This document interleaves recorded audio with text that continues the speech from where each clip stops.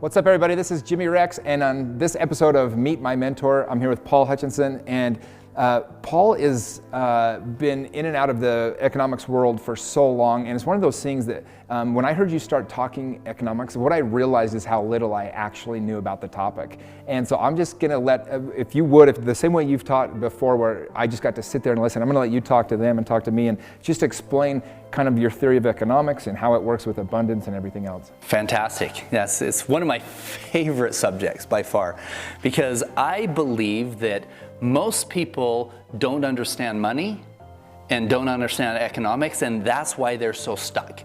And in fact, one of the reasons for fighting and wars and everything else is that people don't understand one simple principle. And it's the simple principle that we live in a world of abundance. And when you can understand that one thing, see, most people are messed up because they open up an economics book, and the definition of economics is the division of scarce resources. Oh, wow. Okay? Which is a fallacy. Yeah. There's enough raw resources in this world where every one of us can have all the food we could ever eat, all the clothes we could ever wear, beautiful homes, everything. But we think that we live in a world of scarcity.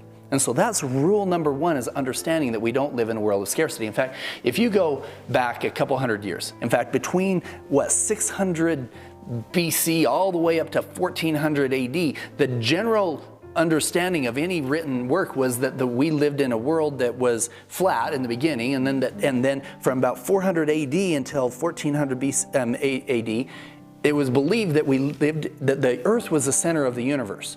If you go and you talk to an astrologer and you say, what's the definition of astrology? He would say, well, what we do as astrologers is we study how the sun and the planets and the stars revolve around the earth. And the very definition of what he did precluded him from understanding the truth that the earth wasn't the center of the universe. And so today, the very definition of economics, the division of scarce resources, precludes us from understanding the truth that we don't live in a world of scarcity. So because of that basic understanding, there's a man by the name of Paul Pilzer, amazing man, wrote a book called Unlimited Wealth. It was a book that I read in my early 20s. He was a mentor of mine early on, and it's funny because he lives up in Park City now, and I'll sit down with him and go to lunch, and I'll quote tapes and things from before. And I said, yeah, Paul, you were one of my greatest mentors before I ever knew my name. Because his book on economics, and he was the economic advisor for President Bush and President Reagan. He was the youngest graduate of Wharton University at 19 years old. Wow. And the youngest VP of Citigroup, and like 21 years old, a brilliant guy. He's been on the cover of 100 magazines. And in his book, Unlimited Wealth, he talks about how we truly do live in this world of abundance. And he talks about how messed up people have been over the years. He talks about this guy who was knighted by the Queen of England back in the 1600s for his maybe it was the 1700s, but for this doctorate statement thing that he had put together, talking about the end of the empire because of a shortage of well blubber. Okay, now we laugh about that today, but it shows how short-sighted we are, and we're still that short-sighted today. Yeah. We think, okay, the world's going to end because we're running out of this. No, we're not. We're not. Every single one of us today live like kings did 2,000 years ago. It's actually so true. Well, there's a quote that, I can't remember which president, it was in the early 1900s. He said, I don't see possibly what else could be invented. Everything that should be invented has been invented. It was like 1920. Exactly. You think about that now, it's just kind of funny. It was like the president said it. Yeah, I mean, if you've got carpet in your house, if you've got a microwave, if you've got air conditioning in the summer. Or even Uber, you have a personal driver. Yeah. Exactly. Every time I need a driver, he's there within 4 minutes. Exactly. And he can bring me Chick-fil-A if I want. Exactly. So we live in this fantastic world of abundance, and it's because technology and growth and everything else. So a story that Paul taught me that was brilliant, was about 10 men on an island. Okay, this is economics 101. If everybody can understand 10 men on an island story, everything else works. Okay, so every day these 10 men go out fishing. And they're working, they're getting enough fish to feed their families on this island. Well then, one day, two guys named Paul and Jimmy, okay, get together and come up with this plan where they can catch more fish. They come up with the plan of putting together a net. And they work together with their wives or their girls, and they put all this, and then they sew this net, and then they go out, and sure enough, they're able to catch enough fish to feed the whole island. Now the problem that you have at that point is 80% unemployment. Right? Okay. So, and our past administration would have taxed those 2 men 80% of their fish, so the other 8 could sit around. But a well-functioning economy, of those other 8 men, 1 would get better at building boats, 1 would get better at building huts, 1 would get better at educating the children, and the lifestyle as a whole for the entire island increases because of the ingenuity of 2 men with a net. So every time something happens where, oh wow, this entire labor force is getting replaced by this technological advancement, that's great, that's a new net. Now those people can learn to move somewhere else. There's another book, I'm sure you read it years ago, called Who Moved My Cheese? Yeah. That you've got to. I read that when the real estate market collapsed because I realized I better get out of this mindset that this whole thing is worthless. Because at the time it was so hard to sell real estate, it really helped me change my mind and my attitude. But I need to find just a new way to do this. It's when I made the transfer to working with investors, and that's what blew up my business again. Exactly. So, and that's what we did with Bridge. We were doing asset-based lending. We were doing bridge loans in 2004, 2005, 6, 7, and if we were still in that market and doing hard money lending when the crash happened, we would have lost everything. But we said, okay, we're in this space, we have investors, we have guys that trust us, we now have new information. What can we do to be able to change this so that our investors aren't going to take a bath? And you know what? Where money is made is when there's blood on the streets. And that's what happened to us. Is we said, okay, we don't see this as a downward market, how we're just going to all lose our money. And no, there's opportunity everywhere. And part of this understanding of this law of abundance and understanding economics is seeing things from a true win-win-win strategy.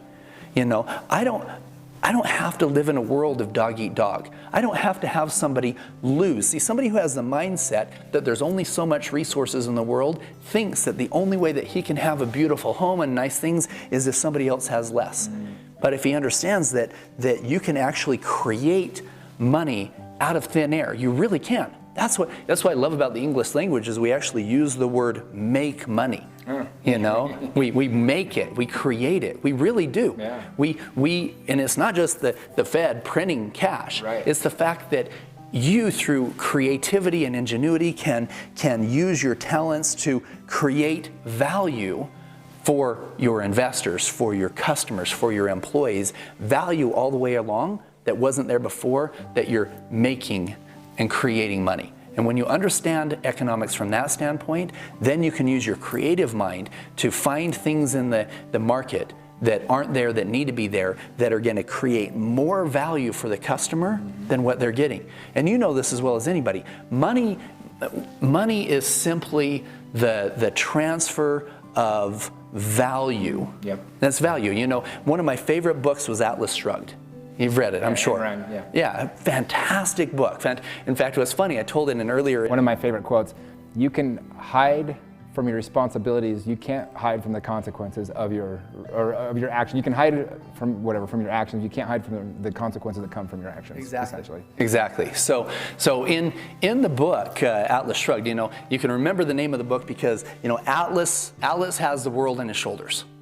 And Atlas in this book are anybody who is a builder, a creator, a producer. People like you, people that are out there making things happen. They're the ones that the Atlas is. What would happen if the moochers of the world, those who take more than they give, what would happen if the moochers of the world gained so much control over the Atlases, over the producers, that they just said, you know what, I'm done.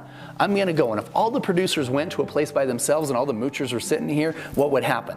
Right? So, and Ayn Rand actually wrote that book. She was behind the Iron Curtain, in communism and seeing what was happening in the rest of the world and saw how beautiful capitalism was and how beautiful this system of economics in which people are getting paid not for being the guy who's conniving and whatnot, but they're getting paid, they're getting value for value that's created.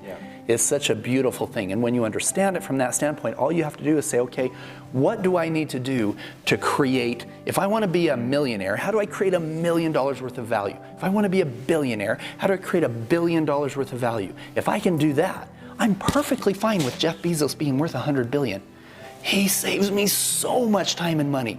And I can go click, click, click and have that stuff on my doorstep. Fantastic. Now I can focus my time not on fishing, but on building boats or building huts or the things that are... When I love what you said, it's don't blame the person that created the net, look for the opportunity that you now have because the net's been created, right? How many billionaires or millionaires have been created from Amazon by using their platform?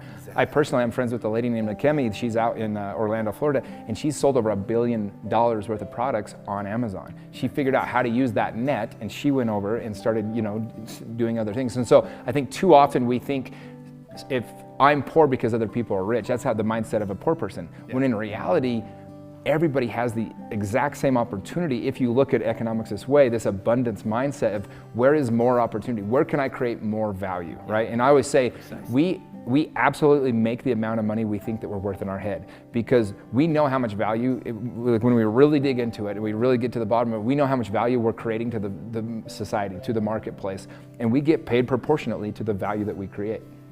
Bingo. That's beautiful. I love it. I love it. So that's a perfect example, a lesson on economics. That book Anne Rind wrote, Atlas Shrugged, is probably the best, as far as a novel goes, of all time to explain economics, or I would say. It was actually ranked by the Library of Congress as the second most influential book ever written, second only to the Bible. Wow, there you go. Well, I appreciate it. This is another lesson with Paul, my mentor, and if you like what you're hearing, please subscribe, comment below, let us know what questions you have for us, your mentors, Jimmy and Paul. We're here to create value for you.